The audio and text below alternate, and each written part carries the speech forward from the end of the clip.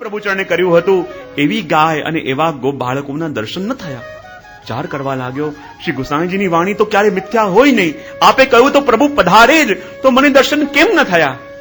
શું કદાચ હું મોડો આવ્યો હોઈશ? શું કદાચ મને કાંઈ ઝપકી લાગી હોય? કંઈ પણ થાય, જો પ્રભુ મને દર્શન નહીં આપે તો અહીંયાથી હટવાનો નથી.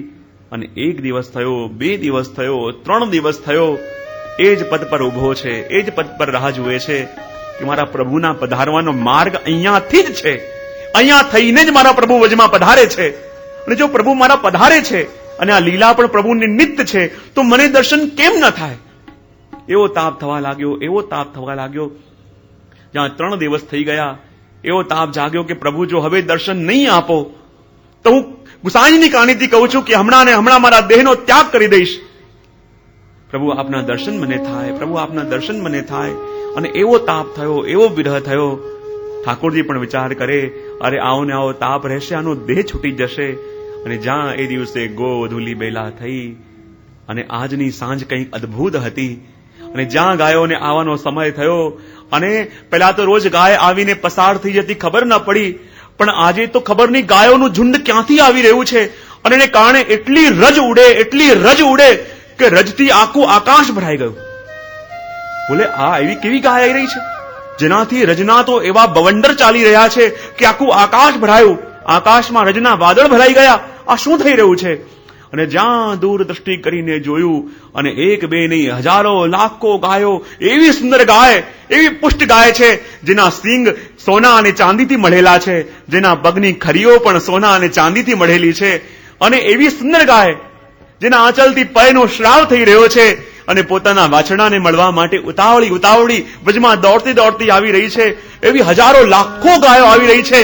અને ના મધ્યમાં પ્રભુના હજારો સખાઓના મધ્યમાં છે મધુમંગલ. અને મધુમંગલના ખભા ઉપર પોતાનો એક હસ્ત રાખીને અને એક હસ્તની વાંસળી ફેરવતા અને ગાયોને હિયો કરતા આવતા જ્યાં શ્યામ સુંદરના દર્શન થયા, અને જ્યાં શ્યામ સુંદરના દર્શન થયા અને ધન્ય બની ગયો. અરે આ તો એ જ પ્રભુ છે જેનું વર્ણન મારા શ્રી ગુસાઈજી પ્રભુચરણે કર્યું હતું. આ તો એ જ ગૈયા છે જેનું વર્ણન મારા પ્રભુ કરતા હતા. આ તો એ જ ગોપાલક છે જેનું વર્ણન શ્રી ગુસાઈજી કર્યું હતું. અને જ્યાં ગાયોને લઈને પધારતા ઠાકોરજી આવ્યા અને આ ઉભો પ્રભુના દર્શન કરી રહ્યો છે. અને એટલી રજ ઉડી જેવા વર્ણન કર્યા હતા. જેમ વજમાંથી પધારે એમ ઠાકોરજીના દર્શન કરવા માટે એ બધી વજનારીઓ પ્રભુના દર્શન કરી રહી છે. પણ પ્રભુ એક મિનિટ માટે દ્રષ્ટિ આપે અને પાછું દ્રષ્ટિ ફેરવી લે, કારણ કે પ્રભુની દ્રષ્ટિ પણ અલ્પમાન દેન છે. આ બહુ વાર સુધી એક જગ્યાએ દ્રષ્ટિ ન રાખે. સખીને લાગે મારા પર દ્રષ્ટિ થશે, ત્યાં તો પ્રભુ દ્રષ્ટિ ફેરવી લે અને દ્રષ્ટિનું દાન કરતા પ્રભુ પધારી રહ્યા છે. બધા વ્રજભક્તોના મનોજ પૂરા કરતા પધારી રહ્યા છે.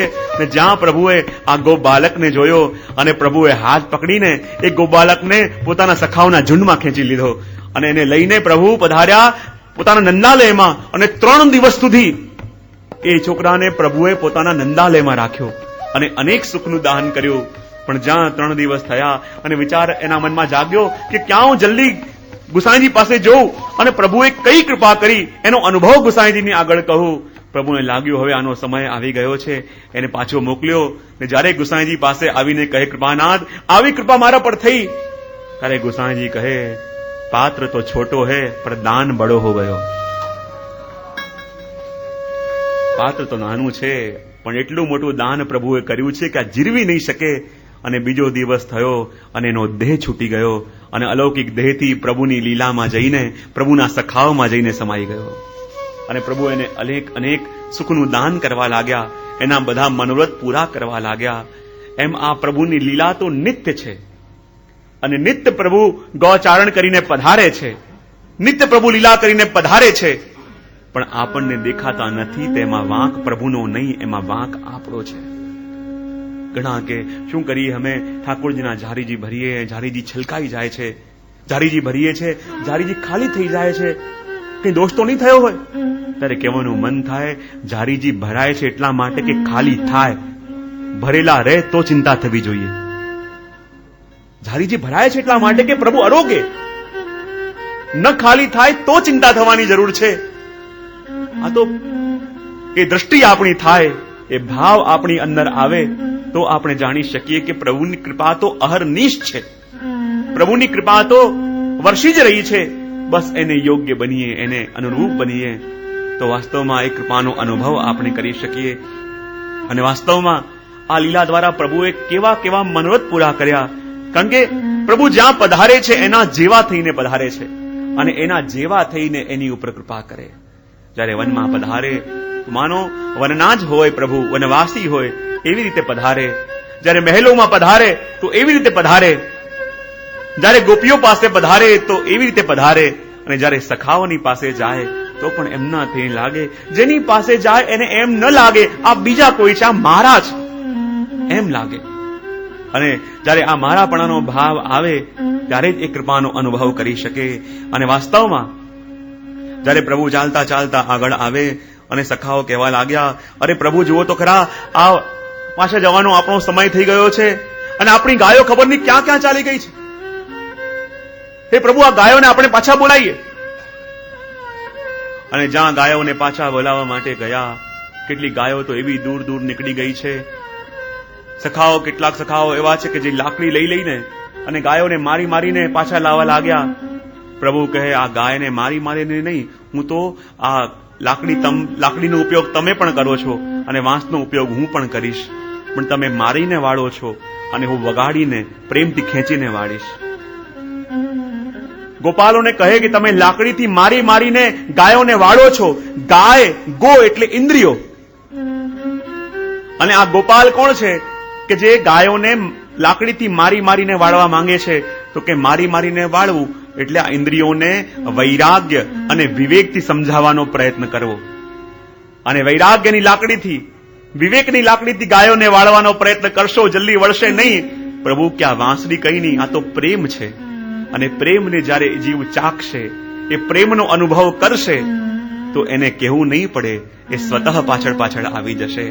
અને વાસ્તવમાં એટલા માટે તો ઘણીવાર આ ગાયને જોઈને પણ ગોપીઓએ કહી દીધું ગોપી ગીતમાં, તૃણચરાનુગમ. પશુઓને પણ શબ્દ વાપર્યો તૃણચર. ગોપીઓને લાગ્યું પ્રભુ અમે એ પશુઓથી પણ ભયભીતા છે. જ્યારે પ્રભુના ચરણારવિંદને હૃદયમાં પધરાવવાની વાત ગોપીઓએ કરી અને પ્રભુ કે તમારા હૃદયમાં તો વિષ છે, વિષય છે, એમાં હું ચરણ ન પધરાવું. ત્યારે ગોપીઓ કહી દીધું પ્રભુ અમારા હૃદયમાં વિષ દેખાય છે, વિષય દેખાય છે, માટે ચરણ પધરાવતા નથી. આપના ચરણ પ્રભુ કેવા છે? કેવા છે? ફણી ફણાર્પિતમ. એ કાલીના મસ્તક ઉપર જે વિષથી લબાલબ ભરેલો છે અને એ વિષથી લબાલબ ભરેલા કાલીના મસ્તક ઉપર જેને નૃત્ય કર્યા એવા આપના ચરણ છે. તો કાલીના મસ્તક પર પ્રભુ આપને વિષ ન દેખાયો, પણ અમારા હૃદયમાં આપને વિષ દેખાય છે. પ્રભુ કહે અરે કાલીના માથામાં વિષ થઈ ગયો, શું થઈ ગયું? એ તો પશુ છે, તમે તો સ્ત્રી છો, તમારા હૃદયમાં મારા ચરણ કેવી રીતે પધરાવ? પ્રભુ યાદ કરો આપના ચરણ કેવા છે? બોલે કેવા છે? શ્રી નિકેતનમ. કે જે ચરણારવિંદની સેવા લક્ષ્મીજીને પણ મળી છે. તો શું લક્ષ્મીજી સ્ત્રી નથી? અને જો લક્ષ્મીજી સ્ત્રી હોવા છતાં એ સેવા એમને મળે તો અમે પણ એમના અંશરૂપ છીએ. તો જો એ ચરણારવિંદની સેવા લક્ષ્મીજીને મળે તો અમને કેમ ના મળે? ત્યારે પ્રભુ કહે લક્ષ્મીજી ભલે ચતુર છે પણ એ તો વિદ્વાન છે, ચતુર છે, ચાલાક છે, અને તમે તો મૂળ છો, માટે તમને ચરણ ના આપું. તો ગોપીઓ કહે પ્રભુ ભલે અમે મૂળ છીએ માટે આપ ચરણારવિંદનું સુખ ના આપો, પણ પ્રભુ આપના ચરણ કેવા છે? બોલે કેવા છે? બોલે તૃણચરાનુગમ. તૃણચરની પાછળ પાછળ જવા વાળા આપના ચરણારવિંદ છે. અને તૃણચર કોને કહેવાય? કે આખી દુનિયા પ્રભુની પાછળ પાછળ ચાલે પણ પ્રભુ આમની પાછળ પાછળ ચાલે છે. અને બી ખુલ્લા ચરણારવિંદથી એમને સંભાળવા માટે પ્રભુને ક્યારેક ચરણારવિંદમાં કાંકરા વાગે, ક્યારેક કાંટા વાગે, ક્યારેક દર્ભના અંકુર વાગે, પણ છતાં પ્રભુ એમની ટહેલ કરવામાં લાગ્યા છે. અને જુઓ તો ખરા, આખી દુનિયા એમ વિચાર કરે કે હું પ્રભુની પાછળ પાછળ ચાલું, હું પ્રભુનું અનુસરણ કરું, પણ એક તો પ્રભુ અહીંયા એમની પાછળ પાછળ ચાલે છે, એમની સેવા કરવા માટે ચાલે છે, પણ એ લોકો પ્રભુના દર્શન કરવાની જગ્યાએ આસપાસના તણખલા ખાવામાં પડ્યા છે. મૂળ તો એ કહેવાય. પ્રભુ જેની પાછળ પાછળ ચાલે છે, પ્રભુ જેને વાળવા માટે, પ્રભુ જેને અપનાવવા માટે જેનું અનુસરણ